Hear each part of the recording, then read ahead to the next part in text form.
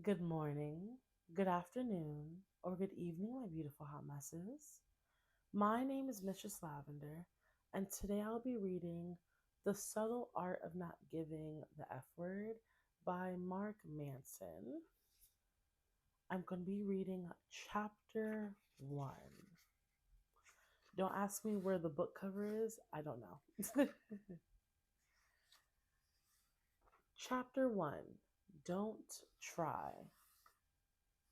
Charles Bowski was an alcoholic, a womanizer, a chronic gambler, a lout, a cheapskate, a deadbeat, and on his worst days, a poet.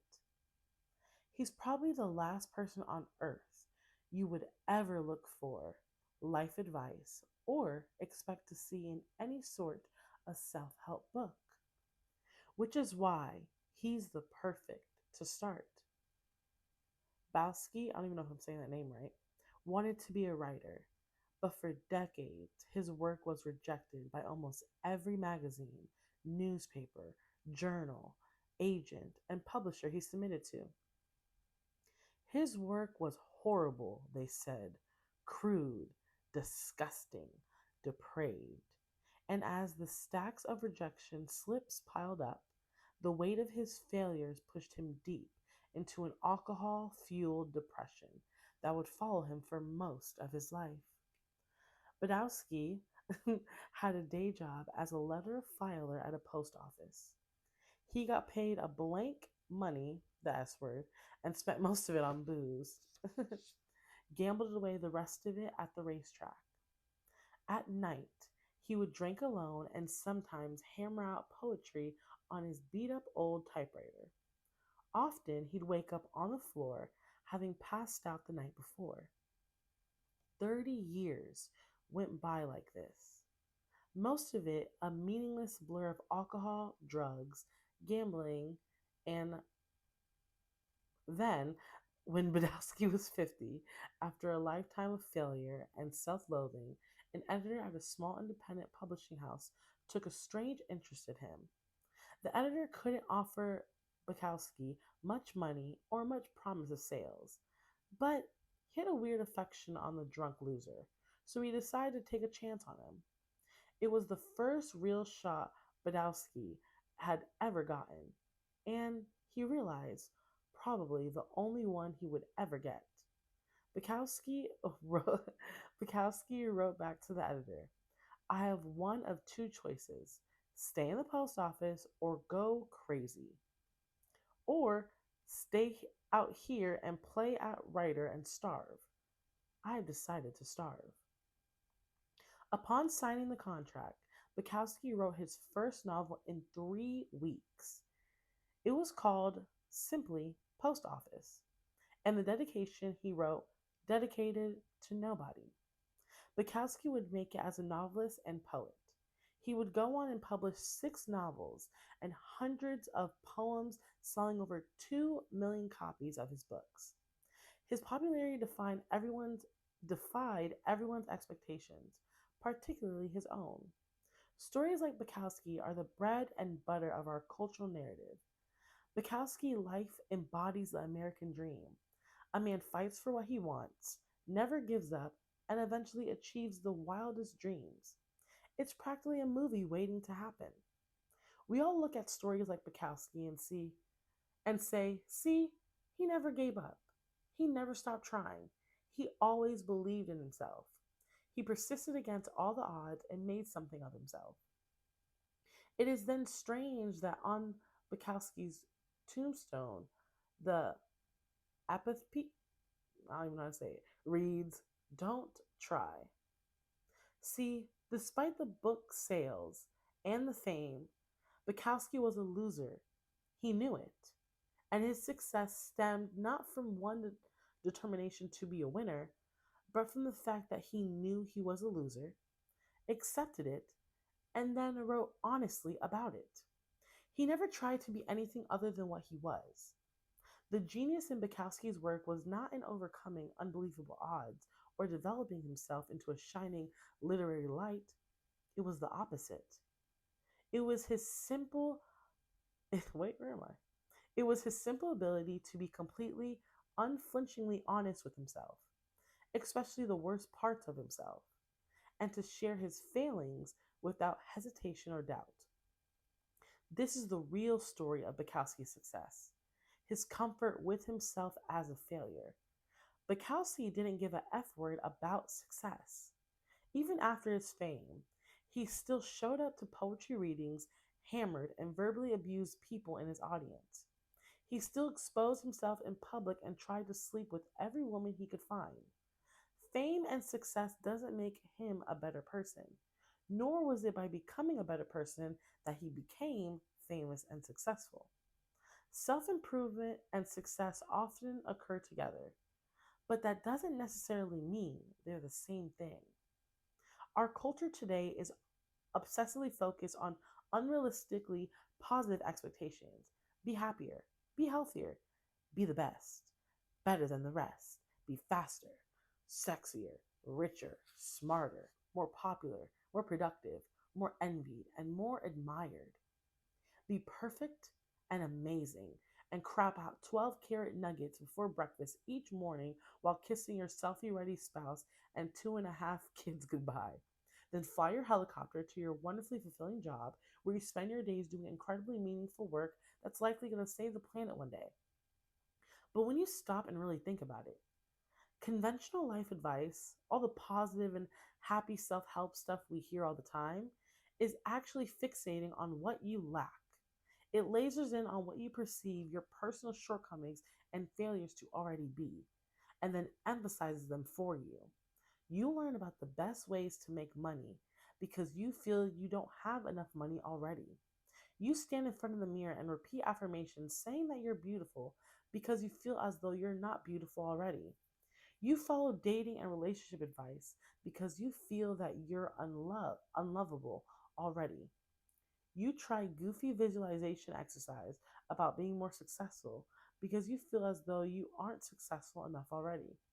Ironically, this fixation on the positive, on what's better, what's superior, only serves to remind us over and over again of what we are not, of what we lack, of what we should have been or failed to be. After all, no truly happy person feels the need to stand in front of a mirror and recite that she is happy. She just is. There's a saying in Texas, the smallest dogs bark the loudest. A confident man doesn't feel a need to prove that he's confident. A rich woman doesn't feel a need to convince anybody that she's rich. Either you are or you are not. And if you're dreaming of something all the time, then you're reinforcing the same unconscious reality over and over that you are not that. Everyone and their TV commercial wants you to believe that the key to a good life is a nicer job, or a more rugged car, or a prettier girlfriend, or a hot tub with an inflatable pool for the kids. The world is constantly telling you that the path to a better life is more, more, more. Buy more, own more, make more, F word more, be more. You are constantly bombarded with messages to give a F word about everything. All the time. Give a F about the new TV. Give a F about having a better vacation than your coworkers. Give a F about buying that new lawn ornament. Give a F about having the right kind of selfie stick. Why? My guess, because giving an F word about more stuff is good for business. And while there's nothing wrong with good business, the problem is that giving too many F words is bad for your mental health. It causes you to become overly attached to the superficial and fake, to dedicate your life to chasing a mirage of happiness and satisfaction.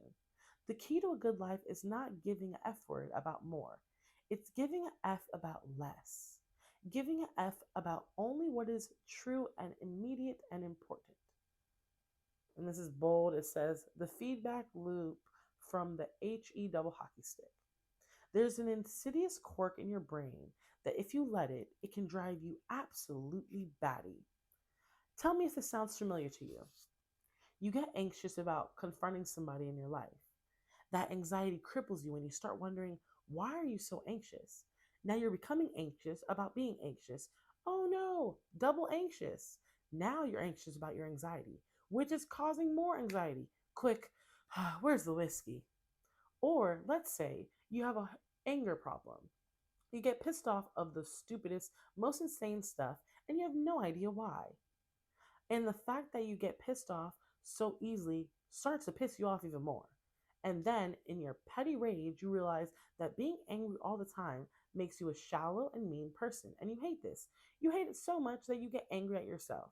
Now, look at you. You're angry at yourself for getting angry about being angry. F word you all. Here, have a fist.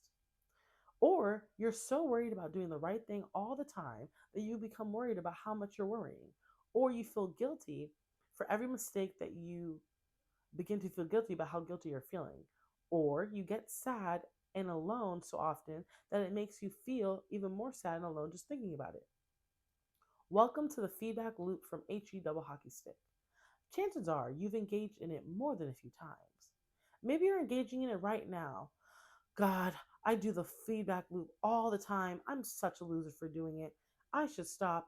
Oh my God, I feel like such a loser for calling myself a loser. I should stop calling myself a loser. Ah, F word, I'm doing it again. See, I'm a loser. Arg. Calm down, amigo. Believe it or not, this is part of the beauty of being human. Very few animals on Earth have the ability to think cognate thoughts to begin with, but we humans have the luxury of being able to have thoughts about our thoughts. So I can think about watching Miley Cyrus videos on YouTube and then immediately think about what a sicko I am for wanting to watch Miley Cyrus videos on YouTube. Ah, the miracle of consciousness. Now, here's the problem. Our society today, through the wonders of customer culture and hey, look at my life is cooler than your social media, has bred a whole generation of people who believe that having these negative experiences, anxiety, fear, guilt, etc., is totally not okay. I mean, if you look at your Facebook feed, everybody there is having a F word grand old time. Look, 8 people got married this week, and some 6-year old on TV got a Ferrari for her birthday. And another kid just made $2 billion inventing an app that automatically delivers you more toilet paper when you run out. Meanwhile, you're stuck at home flossing your cat, and you can't help but think your life sucks even more than you thought. The feedback loop from HE double hockey stick has become a borderline epidemic, making many of us overly stressed, overly neurotic, and overly self-loathing. Back in Grandpa's day, he would feel like S word or and think to himself, gee whiz, I sure do feel like a cow turd today. But hey, I guess that's just life. Back to shoveling hay. But now if you feel like the S word, for even 5 minutes, you're bombarded with 350 images of people feeling totally happy and having amazing F word lives. And it's impossible to not feel like there's something wrong with you. If that, in this last part, it's this last part that gets us in trouble. We feel bad about feeling bad. We feel guilty for feeling guilty. We get angry about getting angry. We get anxious about feeling anxious. What is wrong with me? That is why not giving an F word is so key. That is why it's going to save the world. And it's going to save it by accepting that the world is totally effed up. And that's all right, because it's always been that way. And it always will be. By not giving an F word that you feel bad, you short circuit the feedback loop from HE double hockey stick. You say to yourself, I feel like S word, but who gives the F word? And then, as if sprinkled by magic F word giving fairy dust, you stop hating yourself for feeling so bad. George Orwell said that to see what's in front of one's nose requires a constant struggle. Well, the solution to our stress and anxiety is right there in front of our noses. And we're too busy watching PORN and advertisements for ab machines that don't work, wondering why we're not banging a hot blonde with a rockin' six pack to notice. We joke online about first world problems, but we really become victims of our own success. Stress related health issues, anxiety disorders, and cases of depression that skyrocketed over the past 30 years. Despite the fact that everyone has a flat screen TV and can have their groceries delivered, our crisis is no longer material. It's existential. It's spiritual. We have so much F word stuff and so many opportunities that we don't even know what to give an F word about anymore. Because there's an infinite amount of things we can now see or know. There are also an infinite number of ways we can discover that we don't measure up. that we're not good enough, that things aren't as great as they can be. And this rips us apart inside. Because there's the thing that's because here's the thing that's wrong with all of the how to be happy S word that's been shared 8 million times on Facebook in the past few years. Here's what nobody realizes about all this crap. The desire for more positive experience is itself a negative experience. And paradoxically, the acceptance of one's negative experience is itself a positive experience. This is a total mind F word. So I'll give you a minute to unpretzel your brain and maybe read that again. Warning. Oh, wanting positive experience is a negative experience. Accepting negative experience is a positive experience. It's what the philosopher Alan Watts used to refer to as the backwards law. The the idea that the more you pursue feeling better all the time, the less satisfied you become, as pursuing something only reinforces the fact that you lack it in the first place. The more you desperately want to be rich, the more poor and unworthy you feel, regardless of how much money you actually make. The more you desperately want to be sexy and desired, the uglier you come to see yourself, regardless of your actual physical appearance. The more you desperately want to be happy and loved, the lonelier and more afraid you become, regardless of those who surround you. The more you want to be spiritually enlightened, the more self centered and shallow you become in trying to get there. It's like it's like this one time I tripped on acid, and it felt like the more I walked toward a house, the further away the house got from me. And yes, I just used my LSD hallucinations to make a whatever point about happiness. No F words given. As the existential philosopher Albert Camus said, and I'm pretty sure he was on LSD at the time, you will never be happy if you continue to search for what happiness consists of. You will never live if you're looking for the meaning of life. Or, put more simply, don't try. Now, I know you're saying, Mark, this is making my nipples all hard, but what about the Chimera I've been saving up for? What about the beach body I've been starving myself for? After all, I paid a lot of money for that ab machine. What about the big house on the lake I've been dreaming of? If I stop giving an effort about those things, well, then I'll never achieve anything. I don't want that to happen, do I? So glad you asked. Ever notice that sometimes when you care less about something, you do better at it? Notice how it's often the person who is the least invested in the success of something that actually ends up achieving it. Notice how sometimes when you stop giving an F word, everything seems to fall into place. What's with that?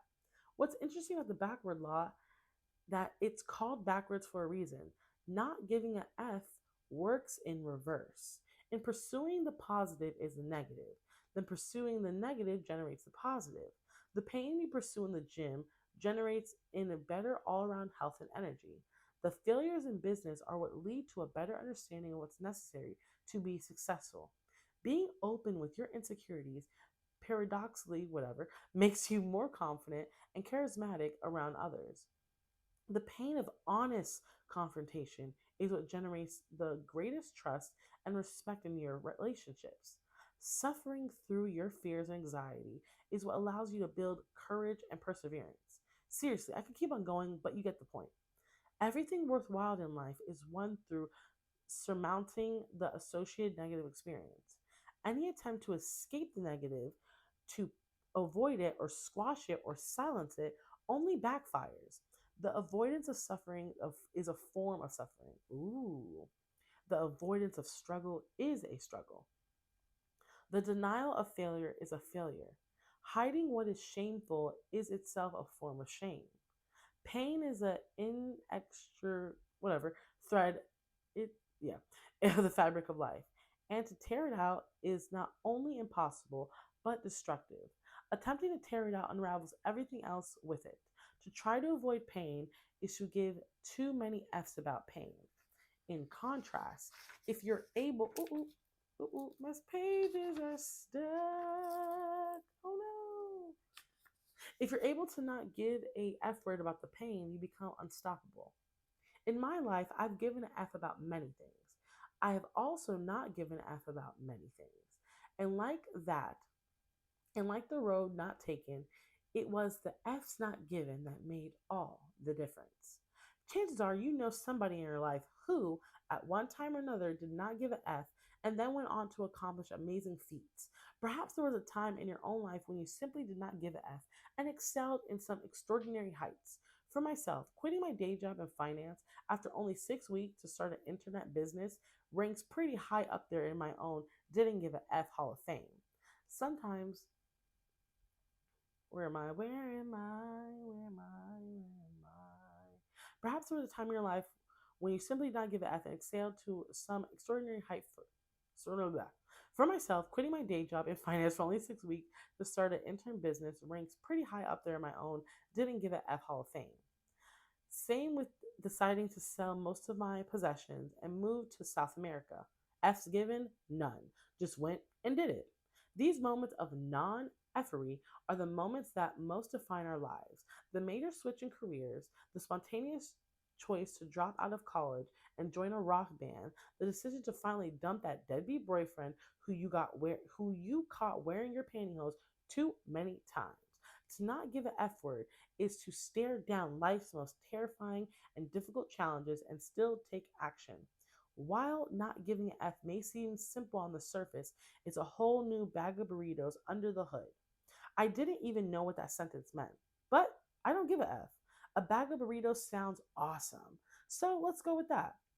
Most of us struggle throughout our lives by giving too many F's in situations where F's do not deserve to be given.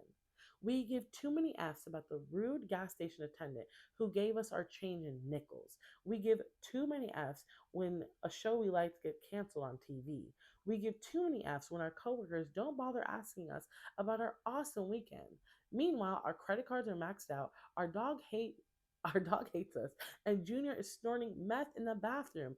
Yeah, we're pissed off about Nichols and everybody hates Raymond, or everybody loves Raymond. Look, this is how the world works. You are going to die one day. I know this sounds kind of obvious, but I just wanted to remind you in case you've forgotten. You and everyone you know are going to be dead soon. And in that short amount of time between here and there, you have an amount of time of F's to give. Very few, in fact. And if you go around giving an F about everything and everyone without conscious thought or choice, well, then you're going to be F'd. There's a subtle art to not giving an F. And though the concept may sound ridiculous, and I may sound like an a-hole, but what I'm talking about here is essentially learning how to focus and prioritize your thoughts effectively, how to pick and choose what matters to you and what does not matter to you based on finally honing personal values. This is incredibly difficult. It takes a lifetime of practice and discipline to achieve, and you will regularly fail. And it is perhaps the most worthy struggle one can undertake in one's life. It perhaps is the only struggle in one's life. Because when you give too many F's, when you give a F about everyone and everything, you will feel that you perpetually entitled to be comfortable and happy at the same time.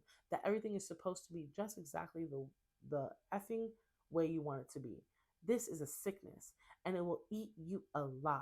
You will see the adversity as an injustice, every challenge as a failure, every inconvenience as a personal slight, every disagreement as a betrayal. You will be confined to your own petty, skull sized HE double hockey stick, burning with entitlement and bluster, running circles around your very own personal feedback loop from HE double hockey stick in a constant motion, yet arriving nowhere. When subtle people envision giving no F's whatsoever, they kind of imagine a serene indifference to everything. Excuse me. A calm that weathers all storms. They imagine and aspire to be a person who is shaken by nothing and caves into no one. There's a name for a person who finds no emotion or meaning in anything, a psychopath. Why you would want to emulate a psychopath, I have no F word clue. So, what does not giving an F mean?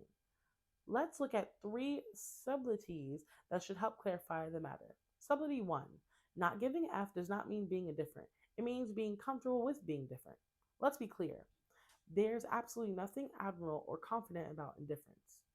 People who are indifferent are lame and scared. They're couch potatoes and internet trolls. In fact, indifferent people often attempt to be indifferent because the reality they give too many F's. They give a F about everyone what everyone thinks about their hair, so they never bother washing or combing it. They give a F about what everyone thinks about their ideas, so they hide behind sarcasm and self-righteous snark. They're afraid to let anyone get close to them, so they imagine themselves as a special, unique snowflake who has problems that nobody else would understand. Indifferent people are afraid of the world and the repercussions of their own choices. That's why they don't make meaningful choices. They hide in the gray, emotionless pit of their own making, self absorbed and self pitying, perpetually distracting themselves from this unfortunate thing demanding their time and energy called life. Because here's a sneaky truth about life, there's no such thing about not giving a F. You must give a F about something. It's part of our biology. It's always it's part of our biology to always care about something and therefore to always give a F. The question then is, what do we give a F about? What are we choosing to give a F about? And how and how can we not give a F about what ultimately does not matter? My mother was recently screwed out of a large chunk of money by a close friend of hers. Had I been indifferent, I would have shrugged my shoulders, sipped my malka, and downloaded another season of The Wire. Sorry, mom, but instead, I was indignant. I was pissed off. I said, no, screw that, mom. We're going to lawyer the F up and go after this a hole. Why? Because I don't give a F. I will ruin this guy's life if I have to. This illustrates the first subtlety of not giving a F. When we say, damn, watch out, Mark Manson just doesn't give a F. We don't mean that Mark Manson doesn't care about anything. On the contrary, we mean that Mark Manson doesn't care about adversity in the face of his goals. He doesn't care about pissing some people off to do what he feels right or important or noble. We mean that Mark Manson is the type of guy who would write about himself in third person just because he thought it was the right thing to do. He just doesn't give a F. That is so admirable. No, not me, dummy. The overcoming adversity stuff, the willingness to be different, an outcast, a pariah, all the sake of of one's own values, the willingness to stare failure in the face and shove your middle finger right back at it. The people who don't give a F about adversity or failure or embarrassing themselves or essing or pooing the bed a few times, the people who just laugh and then do what they believe in anyway. But okay, I'm not gonna lie, I'm reading a lot. I'm on page 16. I'm right here. The next YouTube video will start at they know it's more important than they are. I didn't even finish chapter 1. There's only a few pages, but I need some water. So I'm still post this though. But since you made it all this way, you might as well like, comment, and subscribe. And I'll see you the next video. Thank you for watching. Make sure you comment or I'm gonna find out where you live. Ba-dum-bum-bum. I'm still posting this. I'm still posting it. I don't care.